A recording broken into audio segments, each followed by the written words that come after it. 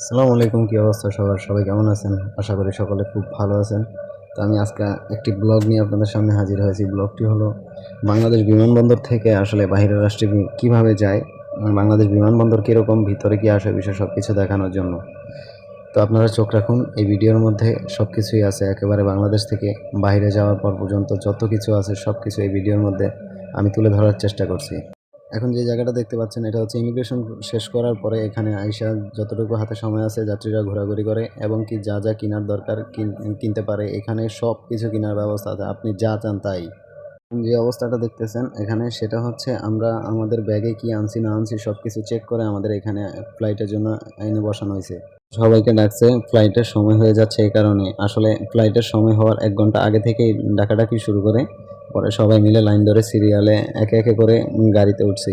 আমাদের সামনে গাড়ি আছে, এই গাড়ি নিয়ে আমাদের বিমানে তুলে দিবে, সেখান থেকে আমরা রওনা করব। এই দেখেন এখানে গাড়ির মধ্যে অবশেষে নিয়ে আসছে আমাদের। আমরা এখন গাড়ির মধ্যে ঠিকঠাক করে বসতেছি। যতজন যাত্রী আছে সবাইরে এই গাড়ির মধ্যে উঠাইছে, আরও যাত্রী আছে, আরেকটা গাড়ি আছে তাদেরকেও উঠাইছে। তো আমি এখন এই গাড়ির মধ্যেই আছি, গাড়িটা এখনই ছেড়ে দিবে। গাড়িটা অলরেডি ছেড়ে দিয়েছে, এখন বিমানটি যে অবস্থানে আছে সেখানে আমাদের নিয়ে যাচ্ছে। এখানে আরও বিমান আছে, সবগুলো বিমান এখানে পার্কিং অবস্থায় আছে। এক একটা এক এক দেশে কিছুক্ষণ পর পর ছেড়ে যায়।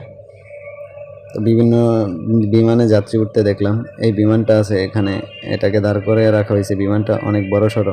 তো আমাদের বিমানের কাছে আমরা চলে আসছি, এখন সবাইকে নিয়ে বিমানে উঠাবে। একজন একজন করে আমরা সবাই বের হব। তো বের হওয়ার জন্য আমরা সবাই লাইন ধরছি, সিরিয়ালে আস্তে আস্তে বের হচ্ছি। আর ওইদিকে দেখেন সব কিছু চেক করে বিমানে উঠানো হইতেছে। তো আমরা যাই এখন বিমানে উঠব। বিমানে উঠার আগে দিয়ে আমাদের হাতে পাসপোর্ট যা আছে, বোর্ডিং পাস সব কিছু চেক করে নেয়।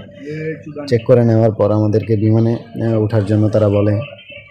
তো এখানে আসলে ভিডিও করতে কোনো সমস্যা নেই, কিন্তু বেশি ধরনের ভিডিও করতেও দেয় না। আমি যতটুকু সম্ভব হয়েছে আপনাদের দেখানোর চেষ্টা করছি। তো অবশেষে আমরা বিমানে উঠে যাচ্ছি, বিমানের সিঁড়ি দিয়ে বিমানে উঠে যাচ্ছি সিরিয়াল ধরে। এখানে পরে আমরা বিমানে ওঠা শুরু করছি, বোর্ডিং পাস হাতে নিয়ে। বোর্ডিং পাসের ভিতরে লেখা আছে কার কার কোন জায়গায় সিট, সিট নাম্বার সহকারে সব কিছু দেওয়া আছে। তো ওইখানে যায়া সিটের ভিতরে বসে পড়লেই হয়। আর এখানে দেখেন ঢোকার মধ্যে বিদেশি ক্রু আছে, বিমান ক্রুরা আছে। তারা সম্ভবত বিদেশি হয়ে থাকে, আমাদের বাংলাদেশের না। তো আমরা সিটে বসার পরে বিমান ক্রুরা সিটগুলো দেখায় দিচ্ছে, যে যারা খুঁজে পাচ্ছে না তাদের সিটগুলো দেখায় দিচ্ছে হেঁটে হেঁটে। এরপরে প্রয়োজনীয় কি করা লাগে না লাগে সব কিছুই দেখায় দিচ্ছে তারা। মানে আমাদের যাত্রীদেরকে সব রকমের হেল্প করতেছে।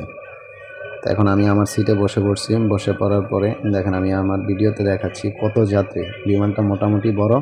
আসলে এখানে আরেকটা জিনিস মিস্টেক হয়েছে, আমাদের ইউএস বাংলায় টিকিট কাটার পর আমাদেরকে দিয়েছে স্কাই আফ বিমানে।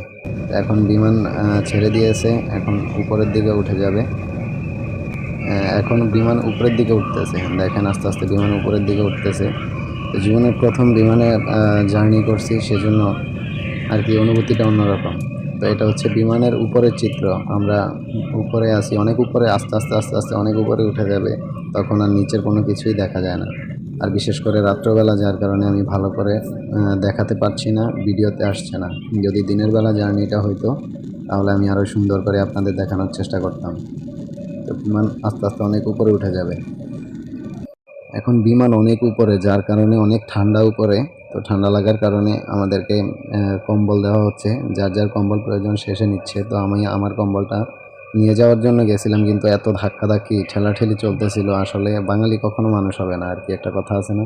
তো আমারটা আমি নিয়ে আসতে পেরেছি অবশেষে, অনেক কষ্ট হয়েছে, সবাই কারাগারি করতেছিল। তো নিয়ে আসার পরে কিছুক্ষণ পরেই আমাদেরকে জুস দেওয়া হয়েছে, একটা কাপে করে জুস দেওয়া হয়েছে। আর তেমন বেশি দেওয়া হয়নি, পরিমাণ মতো দেওয়া হয়েছে। তো সেই জুসটা আমরা খেলাম। খাওয়ার পরে আপনার দেখেন জুস দিতেছে, হেঁটে হেঁটে জুস দিতেছে। তো অবশেষে আমরা ল্যান্ড করে ফেলছি আপনার দুবাই, যে শারজা বিমানবন্দর আছে, বিমানবন্দরে অবশেষে ল্যান্ড করে বিমানটা মাত্র থামতেছে। তো এর মধ্যে আরও খাবার দাবার দিছে, সেগুলো ভিডিও করার সুযোগ হয়নি। তো এখন আমরা বিমান থেকে নেমে আস্তে আস্তে শারজা এয়ারপোর্টের ভিতরে ঢুকতেছি ইমিগ্রেশন ক্রস করার জন্য। এখানে এই এয়ারপোর্টে এসে দেখলাম বিদেশির অভাব নেই, বিভিন্ন দেশের মানুষ এখানে আছে, আরবি আছে, পাকিস্তান আছে, তারপরে আপনার উগান্ডা আছে, তারপরে হচ্ছে আপনার নাইজেরিয়ান আছে, বিভিন্ন দেশের মানুষের সাথে এখানে দেখা হয়েছে। আবার আমরা যারা যাচ্ছি এখন বাঙালি, সবগুলো বাঙালি, তো তাদের বিমানবন্দরটা অনেক উন্নত। আসলে সত্যি কথা বলতে কি, শারজাহ বিমানবন্দর অনেক উন্নত, এখানে প্রযুক্তি অনেক উন্নত। বাংলাদেশের যে বিমানবন্দর আছে, বাংলাদেশের বিমানবন্দরের যে প্রযুক্তি আছে, সেই প্রযুক্তি থেকে এখানকার প্রযুক্তি অনেক উন্নত। বলতে গেলে এখানকার আইন এবং প্রযুক্তি বাংলাদেশ প্রায় 100 বছরের মতো পিছিয়ে আছে যদি আমরা বলতে যাই। তো যাই হোক, আর দুবাই এয়ারপোর্ট হচ্ছে সবচেয়ে দামি এয়ারপোর্ট, সেটা আপনারা খুব ভালো করেই জানেন। পৃথিবীর সবচেয়ে দামি লাক্সারিয়াস এয়ারপোর্ট হচ্ছে দুবাই। আমি দুবাই এয়ারপোর্টে আমার ট্রানজিট হয় নাই, আমার শারজাতে ট্রানজিট হয়েছে। তো আমি অ্যাডজাস্ট করে বের হয়ে গেলাম। এখন বিমানবন্দরের সামনেই আছি আমি, আমার লোকের জন্য অপেক্ষা করছি, সে এসে আমাকে নিয়ে যাবে। অবশেষে শারজাহ এয়ারপোর্টে এসে পৌঁছাইছি। আমি ইমিগ্রেশন কমপ্লিট করে এয়ারপোর্ট থেকে অলরেডি বের হয়ে গেছি। আমি এখন এয়ারপোর্টের সামনে আছি। তো আমাকে রিসিভ করার জন্য লোক আসতেছে। লোক আসলেই আমি চলে যাব তাদের সাথে। তো আলহামদুলিল্লাহ সহি সালামতি আসছি, ভালোভাবেই আসছি। সবাই আমার জন্য দোয়া রাখবেন।